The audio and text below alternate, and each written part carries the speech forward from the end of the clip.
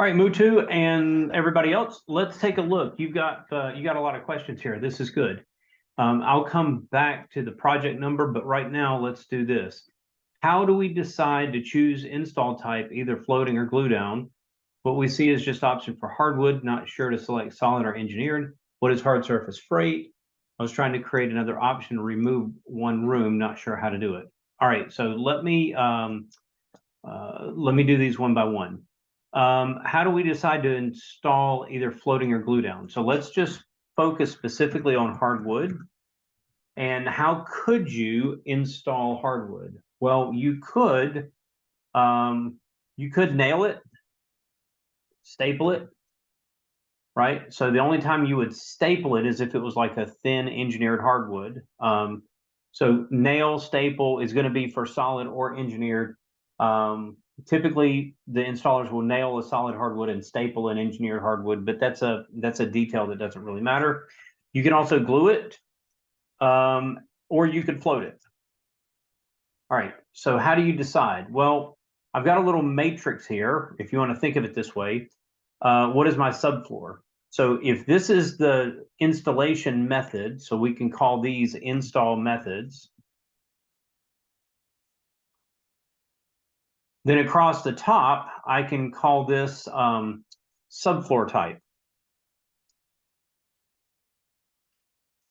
All right, so subfloor type. I could have a plywood or an OSB subfloor. I could have a concrete subfloor. I could have a particle board subfloor. Yes, there are other subfloors out there, but these are the most common ones. All right. Well, with plywood or OSB, if I have a hardwood product that was designed with a tongue and groove,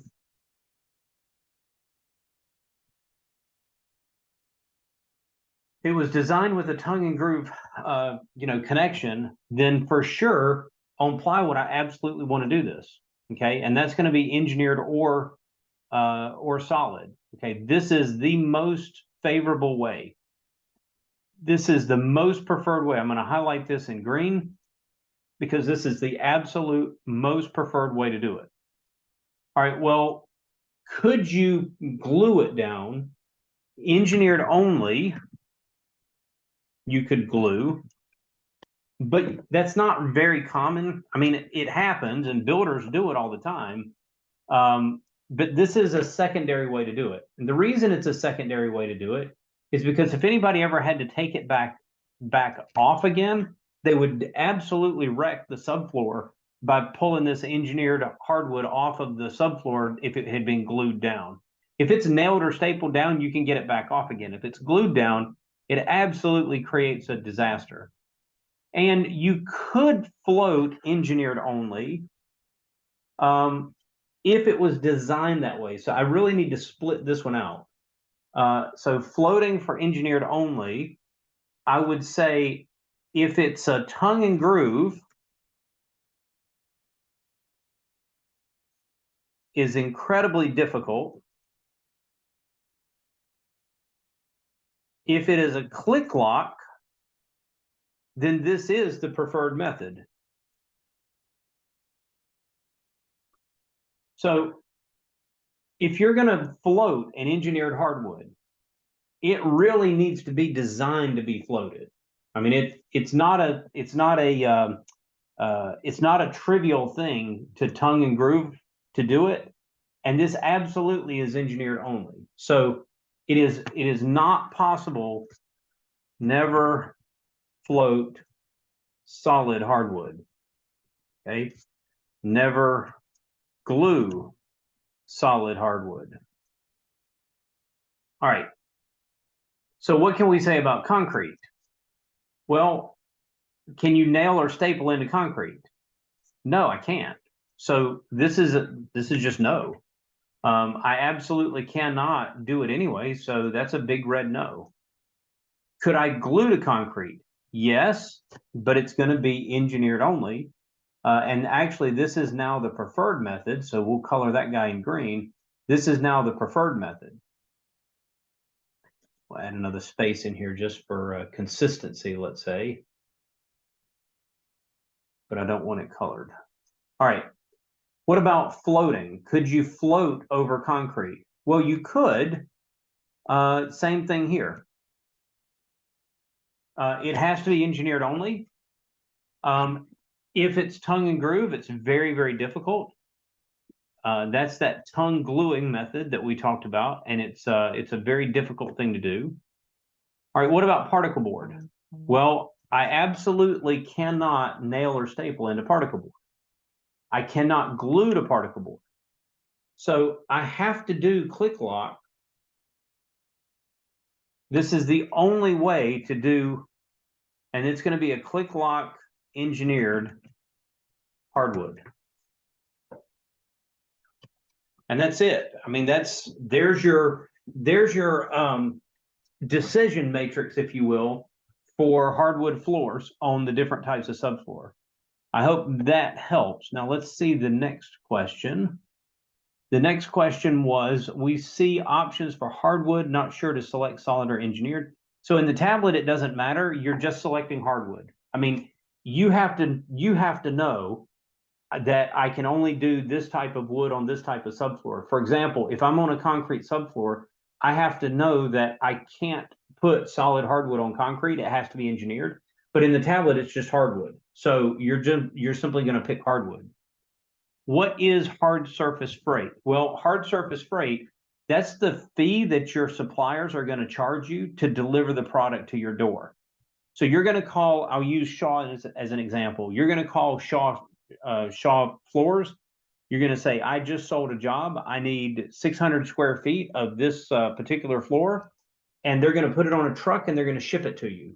So hard surface freight, that's the shipping cost to deliver the hard surface. What is a hard surface? Hardwood, laminate, tile, LVP, anything other than carpet, let's just say. Soft surface freight is carpet. Hard surface freight is all the rest of this stuff. And freight, this is the price that the supplier is going to charge you to bring it to your warehouse, to bring it to your door. Let's see. I was trying to create another option and remove one room. Not sure how to do it. All right, so let's do that together. This is going to take just a second. I need to share my tablet screen. And I'm going to go into InspireNet, and we'll do this very, very fast, just so that you can see it. I'm going to create a training task. I'm going to jump right away to the drawing, and I'm going to make two really, really simple rooms. I'm not even in the room name. I don't care. I don't want to make it a basement. I don't know. It doesn't matter. What am I doing? I don't even know anymore. Good. So back to the floor plan. That's all I need. And now let's make another square, and this one can be 10 by 10. Fine. Confirm that. I'm not even going to bother with names. I mean, I'm not going to bother with doors. It doesn't sound like I'm bothering with anything. Good. Back to floor plan. So now I've got those two rooms. I can click both of them. Space info. Fine. I'm just going to leave it like it is. Removal of hallway of carpet. Remove and the standard furniture. Remove the plywood. I'm happy with all that, so that I can get here and I can create my first option. I'm going to set my first option, 2 rooms, set install info, product type. I'm just going to pick hardwood. I know that because it's a plywood subfloor, I could pick solid or engineered, but there's no differentiation at this point. And I'm simply going to pick a PG3 so that we can move on with life. Good. All right, fine. It can complete option, good stuff. I don't care. I'm moving on. All right, so to your question, I was trying to create another option and remove one room. Not sure how to do it. Okay, so this is really, really easy. I'm going to take this option underneath. You can't see what I'm pointing at. I'm pointing at my screen like you can see this. Underneath the box that says option 1, there's a little copy symbol. I'm going to copy this. So now I have 2 options. Okay. Now that I have 2 options on the second option, so here's my first option. And I can rename, if I click that little pencil, I can rename this to 2 rooms or whatever, it doesn't matter. But I want to show you that you can rename it. All right. So now on option 2, I could rename this one to 1 room. Okay, but Arlen, you still have 2 rooms. What are you doing? Quit screwing around. All right, so now that I'm highlighted on the one room option, I'm going to select one of the rooms. Now notice at the bottom of the screen, I have 4 little buttons, right? I've got reset option, set install, complete option. All right, I've got 4 buttons. Watch what happens when I touch one room. Now there's a 5th button that shows up that says remove from option. So now if I click that X, do you want to remove this? Yes, I want to remove it. All right, now, wait a minute. It didn't remove it. Well, it did, but it also jumped me back to the first option. So you'll notice at the top of the screen, the 2 rooms one is highlighted. If I click back over to the 1 room, now there's only 1 room in this option. Okay, so it's very easy to copy one and then select the room you want to get rid of and then hit the X that says remove from option. All right, I hope this is helpful. Let me stop sharing over here. And I'm going to get into your other one, to get into your other question. Let's see, hardwood proposal. Well, you know what? While we're here, let's just go ahead and do it. So let's select this guy, Salesforce time. This one will be in Zoom instead of Loom. It's okay. It's just a letter different. But I have to upload these to YouTube because they won't stay on Zoom. That's fine. No big deal. All right, so here's my project number. And what do we have for a customer? Anitha. So I'm going to click on that customer name. I just want to make sure. Yep, you excluded from reports. That's good. Let's come back. Related tab, option number 1 has been created. And I want to look at the installation plan and see what we've got going on here. All right, so you took the time to do the little extra bit in the drawing. That's fine as long as it doesn't take long. If you find that this takes a long time to get these rooms right, then just go back to doing squares. Because I mean, you can see the math here. That's very, very little square footage. It doesn't matter. It literally doesn't matter. And then you've got this on another floor. So again, if you like separating them into first floor, second floor, and you like making these little things, that's okay. But it's extra time, and your time should be spent in front of the customer. Bedroom, you're removing carpet. You've got a concrete subfloor. If you had taken pictures, they would be here. And you've got install quarter round to existing baseboards. That makes sense. Remove carpet, concrete, no big deal. All right, what about on the other level? Good, so the office is plywood, perfect. And all right, so we've got 3 rooms. We've got a bedroom, a closet, and an office. So let's go to the proposal editor. I've got a bedroom, a closet, and an office. Good, you figured out how to put all 3 together. You got your PG3 hardwood, hard surface freight. So hard surface freight, this is where there's a problem in the tablet.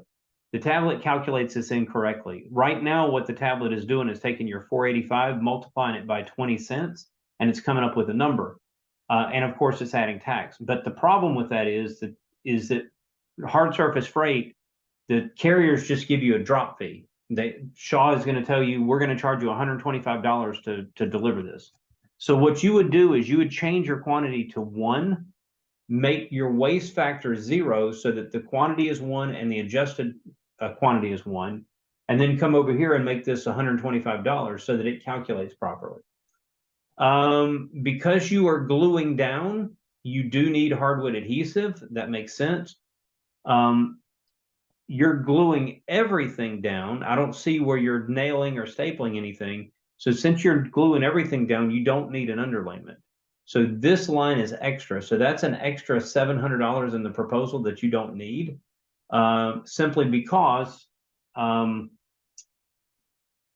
simply because if you're gluing it down, you can't glue it to the underlayment. And the underlayment is going to be included in the cost of the adhesive. Now, having said that, the price for this underlayment is extremely expensive.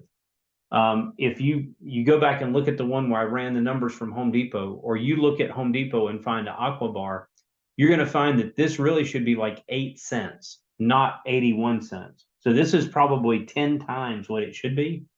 If you were really going to use underlayment, this should probably be more like $69 instead of $700. But again, in this case, you don't even need the underlayment because you're gluing the hardwood directly to the surface.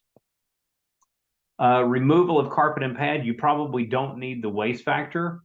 If you remove it, then the quantity that you measured is the quantity that you're going to remove. And then you got a floating floor installation. I'm not sure. Let's see. Because you've got the underlayment everywhere. I'm not sure what part we're floating. Let me go back. So you've got us.